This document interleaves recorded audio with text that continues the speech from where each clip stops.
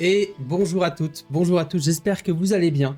Aujourd'hui, on ne se retrouve pas pour une exploration, mais on se retrouve pour un lieu que j'ai découvert en faisant des recherches pour une exploration. Cette vidéo va être un exercice pour moi, ça va être l'occasion pour moi de tester du nouveau matériel et de m'entraîner un peu sur du reportage, du storytelling et essayer voilà, de voir un peu comment je peux me débrouiller. C'est pour ça que je me suis renseigné sur un lieu qui m'a beaucoup parlé, c'est un domaine à Ivoire qui semblait figé dans le temps, abandonné, et en fait, j'ai appris qu'il n'était pas si abandonné que ça. Au premier coup d'œil, on va penser que le domaine est complètement abandonné et qu'il est possible d'aller l'explorer, mais en fait pas du tout. Et donc c'est pour ça que l'on va découvrir un lieu qui n'est pas mort, mais qui décide maintenant de murmurer son histoire. Tout commence au XIe siècle. L'une des familles les plus influentes de Savoie, la famille Roboré, décide ici d'installer une place forte. À l'époque, Ivoire telle qu'on la connaît aujourd'hui n'était simplement qu'un vieil hameau pour les pêcheurs. Le véritable centre du pouvoir, c'était ce domaine, géré grâce aux Roboré.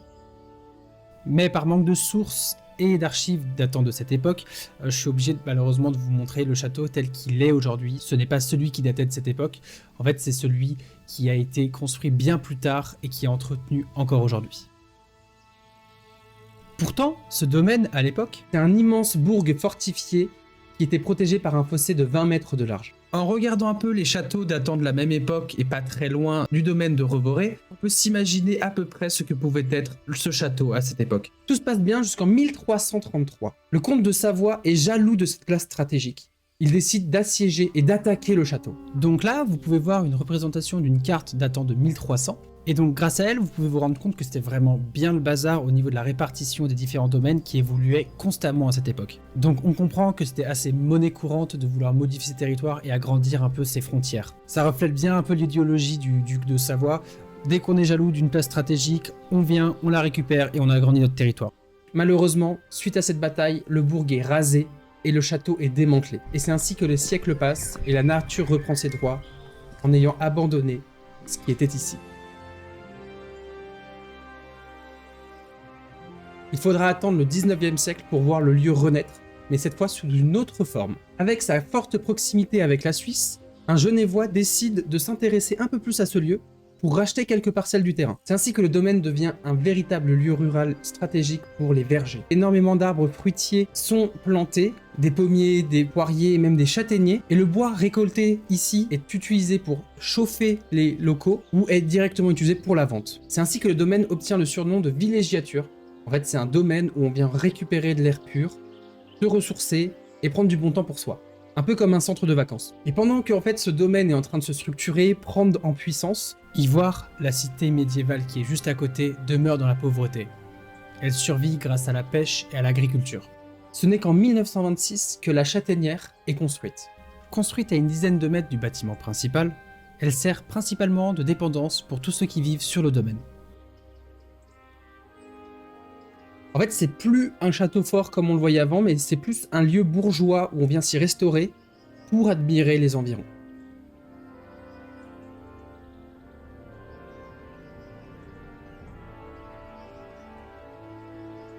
Je sais qu'il fait gris, je sais qu'il fait moche, mais j'avais pas d'autre occasion d'aller sur ce domaine à ce moment-là. Il y a même un petit oiseau qui vient nous réconforter, donc dites que c'est bien s'il vous plaît. Bref, grâce aux nombreux bourgeois venus entre 1926 et 1960, l'âge d'or du domaine est à son apogée à ce moment-là. Et c'est indirectement grâce à ce domaine que les premiers touristes vont venir s'intéresser à Ivoire. Tous sont fascinés par ses remparts et son authenticité. Maintenant, j'aimerais vous parler un peu de comment on vivait en fait sur ce domaine. Imaginez-vous, enfant, en plein été, pendant les grandes vacances, et imaginez ça presque durant toute l'année. Mais on y recevait principalement de la bourgeoisie, qu'elle soit savoyarde, qu'elle soit suisse. On recevait principalement les bourgeois par bateau, par les deux ports qui étaient bien évidemment privés. Et à cette époque, c'était le moyen le plus élégant pour se déplacer. Il faudra attendre la fin de la Seconde Guerre mondiale pour que la vie dans ce domaine change. Les séjours se font bien plus rares. Dans les années 1960, ça commence à être vraiment compliqué d'entretenir un tel lieu. Il faut savoir qu'il y a 24 hectares de forêt et ça demande une quantité astronomique de main-d'œuvre. Que ce soit des jardiniers, des gardiens ou même des personnes qui s'occupent des maisons.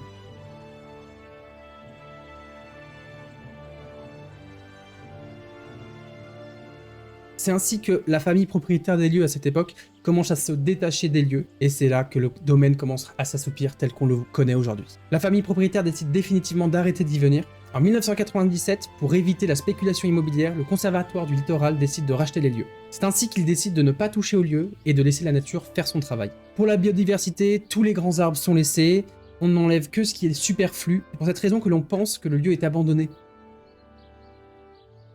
Mais tout est bien calculé. Parce que depuis 2007, le centre est devenu un lieu culturel majeur. Tous les anciens chemins de ronde, des anciens gardiens, sont désormais devenus des chemins de randonnée. Puisque l'on peut encore visiter les lieux, ce dernier est encore plus vivant que jamais. Il faut savoir qu'aujourd'hui, le lieu est classé espace naturel sensible, ce qui allie patrimoine historique et sanctuaire écologique.